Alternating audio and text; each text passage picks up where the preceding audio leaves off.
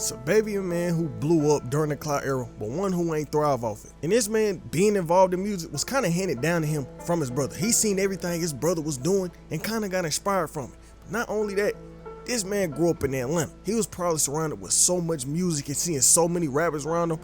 Of course he wanted to make music. New York Times wrote this on him. Sahbabii was born in Chicago and lived in the Wentworth Garden Projects until moved to Atlanta at 13. His older brother T3 made music and he grew up idolizing rappers like Young Thug, Cash Out. Them was local heroes. I used to see him at Kroger, he said, inspired by a generation of young Atlanta rappers. Sahbabii said that's what made me want to get into it more, because I seen kids my age doing this versus when I was in Chicago, it wasn't really no fun. It was just gang banging. But this inspiration for him to actually start making music would pay off in 2017 when he dropped the album that changed his life. SANDAS. Something. That was really the name of the album. And I'm not gonna lie, this fits Sahbabii. This man do be on Kevin Gates level in his songs sometimes. But like I said, this album changed a lot for this man, but not only for music. See, he dropped this album and it had his hit song, Pull Up With A Stick. Everybody loved that song. And I mean, it was a good song, but the music video for that song would cause a lot of problems. In the music video, Sahbabii and everybody was posted in front of some apartments, Sierra Ridge apartments specifically. And this video was like the key to what the feds was looking for. The vid started by every nigga in there had a gun on them, all pointing at cameras, all that. But sometimes I wonder, how can these cameramen be even comfortable in that situation? Could never be me, but that's besides the point. We gotta lay everything out for you to really understand the situation and what the music video caused. Remember what I said, Sahbabii moved to Atlanta when he was about 13, and with him being there, he was surrounded by everything, not just music, and the streets kinda took him in. So when it came time for him to record this music video for Pull Up With A Stick, he picked someone he was familiar with, the Sierra Ridge apartments. And these apartments is important because this was like the safe house. This where everybody was going to do what they needed to do. I'm talking about these apartments was so bad, they was named a crime haven. Because during this time, a lot of crime was going on. A lot of people was breaking in the cars, stealing guns, and they would be brought here. These apartments was just stacked full of weapons, drugs, all that. But not only was these apartments getting called a crime haven, they was borderline unlivable. From trash hazard to fire hazard, it was bad. They had over 424 code violations. Not even mentioning, in 900 days, police said people filed over 230 crime-related incident reports. Cops said they was at these apartments up to 3 times a day. Fox 5 wrote in court records officials with City Hall and Atlanta police referred to the 28 apartment buildings off Delmore Lane as unfit for human habitation and a haven for excessive crime activity. Just know, these apartment complex was a problem, but that wasn't it. Even after the Sahbabii video came out and went viral, the feds was watching, and like I said before, this was the key they needed to unlock everything. A week after this video came out, a kid got killed at the apartment complex, and when cops got there, dude was dead in the back of the car next to an 80-round drum from an AK-47. Turns out, dude stole a TV and was trying to sell it, but the person he was trying to sell it to robbed him and everything went south. He ended up passing away. So the feds started going a little wild goose chase, trying to figure out what was going on. And nobody wanted to speak. Ain't nobody wanted to speak to 12 until they found one person that did. They claimed that this person was at the Sahbabii music video shoot. And this whole case was getting so deep, they had made a whole first 48 episode dedicated to it. But after the feds went through all these hoops and did all of this and all that, they found the person. They found the man who did it, and his name is G28. But that wasn't the end of the situation for this apartment complex. See, even after all that, the city demolished the apartments. From December 2016 to July 2017, they tailed more than 400 infractions of housing codes at the 28 building Sierra Ridge residential complex on Delmar Lane. The buildings posed a safety hazard, and cops was complaining and saying that the haven was here for too long and it was causing too much destruction in the streets. And so in October 2017, the property owners signed a consent agreement that if things ain't get fixed up within 27 weeks, it was gonna get took down. During the April 23rd hearing, court came out and said everything got to be demolished within 90 days. And somehow after all of that went down, everything that happened with the apartment, a lot of people ended up getting arrested. And luckily, Sahbabii didn't get arrested. He was barely even dragged into the situation, and it was his music video. But that don't mean everything else he had going on in his career went smoothly. See, something about Sahbabii, his branding is the whole upside down cross thing. And keep in mind, even though the world kind of normalizes it today, nigga, this was back in 2017. Everybody hated that. Anytime a rapper came out doing this, doing all this upside down cross stuff, they was getting bashed. And during one of these times where the internet was bashing people, Sahbabii came up. Sahbabii and Offset. And before I tell you about that, let me speak on something that's been affecting how I live. Factor, one of the best time savers that has come into my life. See, thanks to today's sponsor, Factor, a food service that really lets you eat stress-free. They send you ready-to-eat meals, and they come always fresh, never frozen. And these meals that come, they chef-crafted and ready to eat in just 2 minutes. The weekly menu has 35 different options. Some examples include Calorie Smart, Protein Plus, Vegan or Veggie.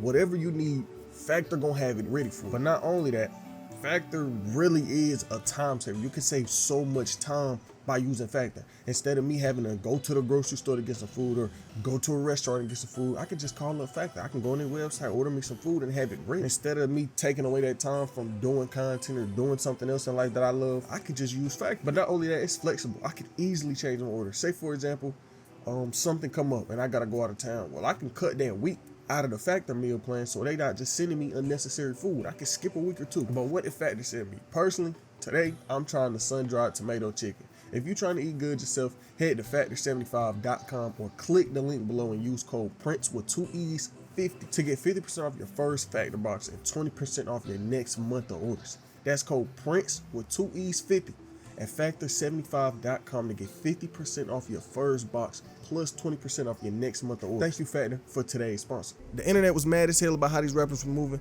Offset was mad as hell about how these rappers was moving. He seen Uzi, Sahbabii, all these artists doing what they did, and he snapped. All y'all upside down cross. Even my little partners, man. Stop that shit. Look lame. All that worship the devil. Get with God, man. Ain't gonna get you nowhere. And boy, this started a war. It wasn't even Sahbabii and Offset just beefing. X came in defending them. Hey man, tell the Offset to get off, man. For him, man. Yo, man, always on somebody, man. Shut your up, man. 35 still trying to catch the wave. Nigga, your career over, man. Shut up. Shut up. You run. Niggas been straight line. And really, from this moment forward, it was a war with all these upcoming rappers, and specifically Offset out the Migos. You was the first ass to take this shit to the internet. You was a hoe ass.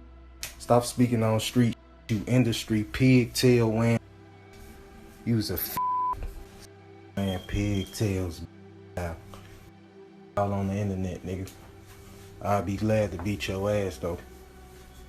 You talking about you wearing pigtails like a. And of course, Offset was gonna have a response. He was basically trying to say Sahbabii was soft and wasn't standing on nothing he was online saying. Sahbabii, bro, the pussy name, man, bro. You fake claiming. You ain't PD. You ain't Slaughter Gang. You ain't the mob. You ain't from Atlanta. From Chicago. Your jewelry ain't costing nothing with little ass pieces you got on your neck, boy. Then you talking about you beat my ass. And I pull up to your hood that ain't your hood and have white stripe your ass out in your hood, bro. You better know what's going on with that. And it ain't even just stopping niggas online. While this whole beef was going on, they was arguing. Sahbabii, alleged cousin, I don't know if it's 100% fact, but they say it's his cousin. He came out speaking on how he grew up and how he wasn't doing all this gun talk. He never been like that. Saheem, come on, bro. Be for real. You ain't pulled up with no kind of sticks, bro. Your mama didn't even like the video. You borrowed them sticks in the video. Come on now. Be for real. You ain't grow up like that. I don't even know why your daddy let you do all that dumb shit. But Sahbabii just kept going on and on about it, and he went on to talk about why he do the whole upside cross thing. He said, I created this ideology for seeking the truth. I had this mindset since a young boy. I stand strong behind this, and we will kill for it. Book coming soon. Unknowingism, accepting the fact of not knowing it all. The bullshit they tell us not true. 666, 6 protons, 6 electrons, 6 neutrons. This has nothing to do with St. Peter. Sorry, we are all open-minded and don't follow the wave and believe in the BS that hasn't been proved. I don't know what he talking about, but he was saying that the people perception of him was wrong. He said, I'm not demonic at all. I'm a very positive person.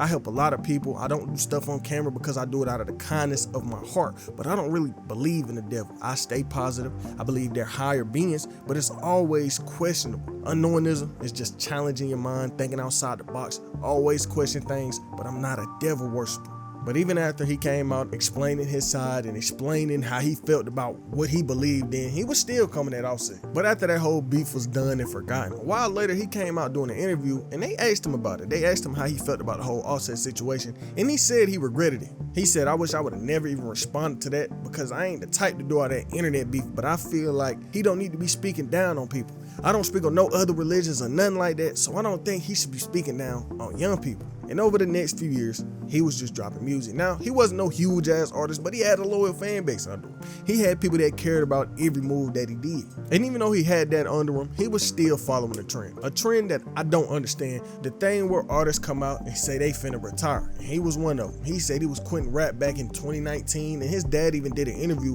where he was speaking on what Sa actually had going on in the industry. His dad said it's a lot of politics behind the scenes. You see people that's real envious. They don't want to see you succeed because they can't say they're the reason for your success. A lot of people don't know, but the city know. A lot of insiders know. The industry know. And this kind of went along with what Sahbabii was saying. He said he just wanted to take a step back from music. He wanted to get away from music, go make games, make an anime, some shit like that. He just wanted to do something different. And when they asked his dad about it, he was really digging into his life and speaking on how Sahbabii was feeling throughout his career. His pop said it was hard, man. I'm not gonna lie, because at the time when Sa made a real strong decision that he wanted to make music for one last go, we was really going through some financial struggles. He was working at Dick's Sporting Goods and we needed every penny. T3 went out to Cali, things ain't working out there. I was working, my wife was working, his little brothers even had jobs. But this music was just in him. He told me he wanted to give it another shot, and it wouldn't be fair for me being a parent to stagnate my kids' dreams. This happened to me before without having that proper support, so I know how I feel. I told him, if you really got it in your heart and you really want to give it another shot and you feel the job holding you back because you can't work how you need to, let's go ahead and do it. But even though his dad came out, did all of this, did all that whole little monologue, Sahbabii didn't quit. He said he was going to retire, but he didn't. That man had a project out in 2020 and 2021, but this 2021 project was different. This had a deeper meaning to it. See, every other time he dropped music, it was more some fun, like, oh, I'm just gonna throw this on, have some background music playing. But this 2021 project was different. This had a deeper meaning to it. In between the time of his 2020 project, Barnacles, and his 2021 project, something happened.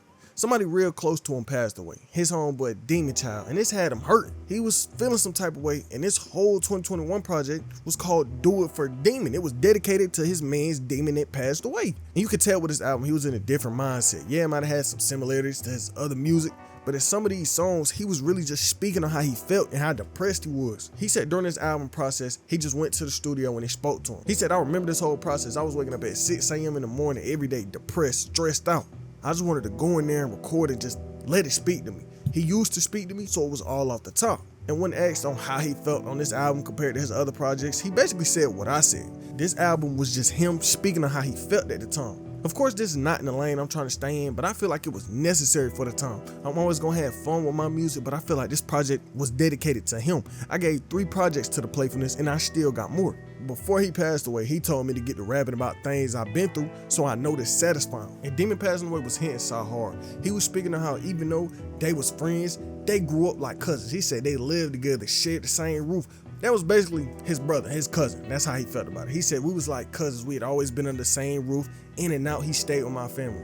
We used to be in the studio recording all day, getting beats off YouTube, just making music. We got thousands of songs together, but we knew one of us was gonna make it and his turn was up next. He was definitely up next. And look, even though this album had a whole sad narrative around it, it was also the album that put him back on the map. This album had a song that blew up everywhere. Now the song ain't blew up because it was necessarily the best song ever. It blew up because he was on Kevin Gates' Time and Bad. Fucking this bitch and spreading them ass cheeks, that booty hole pink. But past this, we would get one more project out of him, but this wasn't no normal project. Back 2 years ago, December 2022, something happened in the industry. Basically, every nigga out of Atlanta got their music leaked. If I'm not wrong, this is one of the biggest music leaks in recent times. It had Cardi, Thug, Future, Gunna, all these rappers got their music leaked. The one who got hit by it the worst was Young Nudy. That man had nearly 200 songs leaked, with Sahbabii coming in second with 41.